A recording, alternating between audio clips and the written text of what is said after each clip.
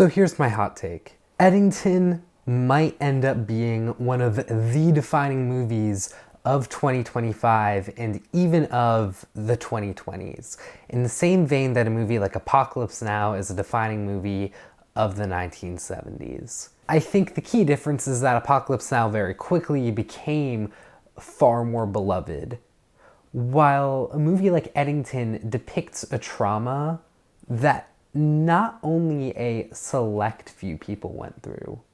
It's a trauma that everyone, unless you were born in like 2021 and are watching Eddington as a 4-year-old, which I don't think you're doing, has gone through. This is the kind of movie that people are going to look back on in 20 years. Those 4-year-olds that were born in 2021 are going to look back when they are 24 and be like, whoa, that's what we just missed out on. That's what we didn't have to experience.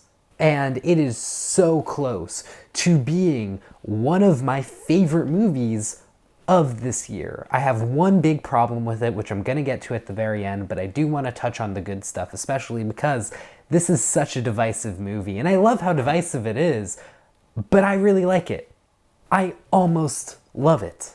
It just almost perfectly captures that antagonistic, chaotic feeling that people were having towards each other, that huge fear of hearing a cough in a grocery store, the divisiveness of whether or not you wear a mask. Joaquin Phoenix plays the sheriff who is an anti-masker and ends up running for mayor due to these dilemmas in masking, and that somehow motivates him to then be like, you know what, I'm gonna run for mayor because our current mayor is a masker and I'm an anti-masker. There's more to it than just that, but that's part of it. It's a kind of a big catalytic moment. He plays himself, or he plays like the type of character we are used to seeing him play, but just really well, really heightened. Ari Aster has found a way to just direct Joaquin so well, and these two work great together. I really enjoy this performance. Beau was a good performance. This is a great performance. The entire supporting cast is also really strong. Emma Stone is not in this movie too much, but her presence is really felt from the opening shot to the conclusion of the film. She opens and closes Joaquin's story here. I don't want to say how, but she does. And she has gone through a lot of traumas herself from Joaquin Phoenix and also from her mother. So she has kind of delved into conspiracy theories, specifically this one conspiracy theory influencer played by Austin Butler.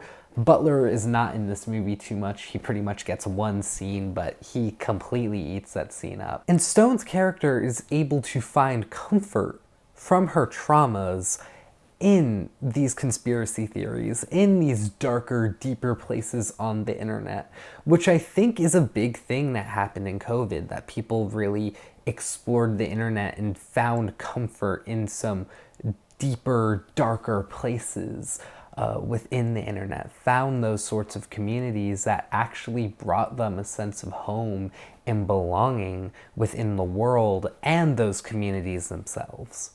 So I do appreciate that Aster delves into that and really believe that the Emma Stone, Austin Butler aspect of this movie is really important in its own right. But what's really entertaining in this film is the Pedro Pascal Joaquin Phoenix dynamic, where Pascal is the incumbent and current mayor of this film that Phoenix is running against. The chemistry between the two, this rivalry, is just fantastic. You know, they really play off each other so well. All the scenes they have together are great.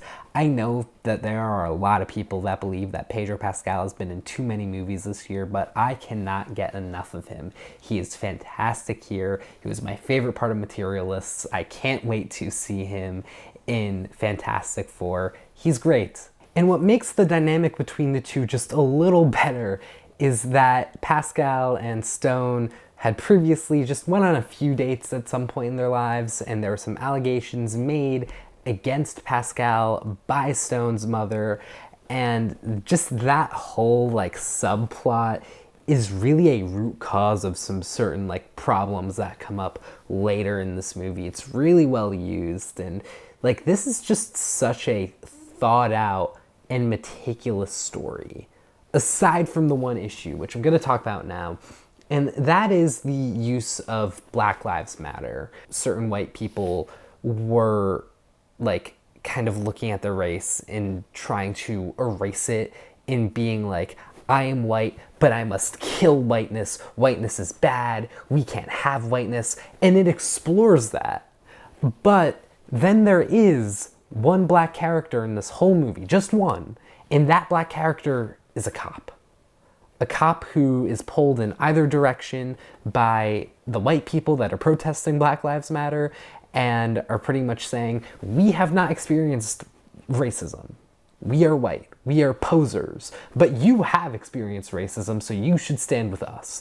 And then there's the cops that he works with that are like, oh, this is stupid, right? You're one of us still. You think this is stupid, right?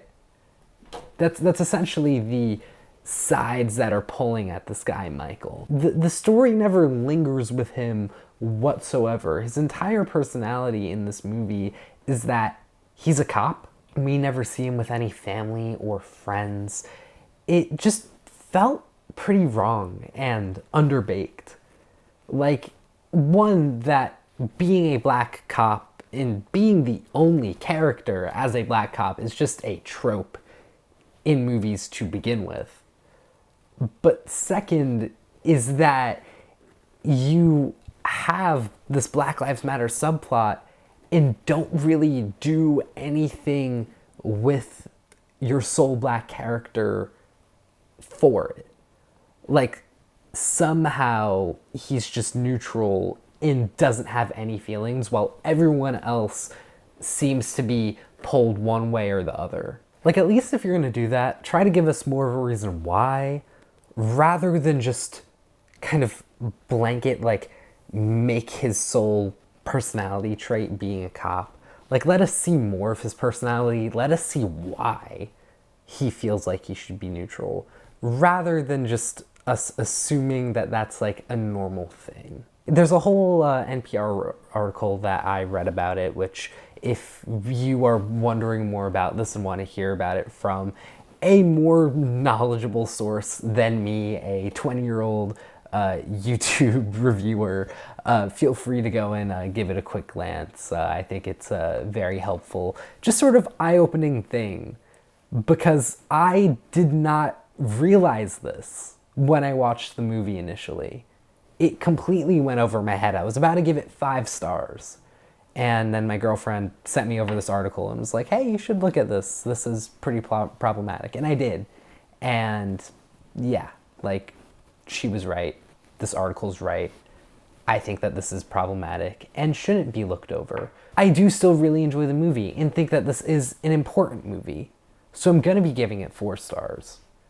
But it has this one glaring issue that could have just been developed a lot better. But with that being said, what about all of you? What did you think about Eddington? Did you notice any other glaring flaws in the story that I did not? Please feel free to let me know in the comments down below. This movie is super divisive, so I'm really interested to hear all of your thoughts. I'll see you all in the next review. Take care.